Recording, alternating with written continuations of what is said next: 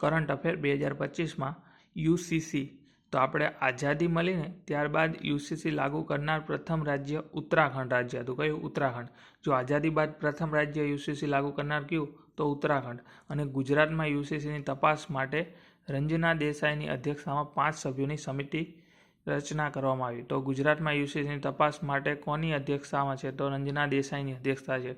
એમને શું કર્યું? 5 સમિતિની રચના કરી. તો ગુજરાતમાં યુસીસીની તપાસ માટે 5 સભ્યોની સમિતિની રચના કોના દ્વારા કરવામાં આવી? તો રંજના દેસાઈ દ્વારા. અને યુસીસી લાગુ કરનાર પ્રથમ રાજ્ય કયું બન્યું? તો ઉત્તરાખંડ રાજ્ય બન્યું. યુસીસી વિશે આ બે માહિતી અત્યારે કરંટમાં 2025માં યાદ રાખવા જેવી છે કે યુસીસી લાગુ કરનાર પ્રથમ રાજ્ય તો ઉત્તરાખંડ. યુસીસી લાગુ કરનાર પ્રથમ રાજ્ય કયું? ઉત્તરાખંડ. અને ગુજરાતમાં યુસીસીની તપાસ માટે 5 સભ્યોની સમિતિની રચના કરવામાં આવી. તો એ કોણ અધ્યક્ષ હતા એના? તો રંજના દેસાઈ હતા. કોણ હતા? રંજના દેસાઈ. બહુ એટલે બહુ ઇમ્પોર્ટન્ટ થઈ જઈ શકે છે તમારી માટે યાદ રાખવું.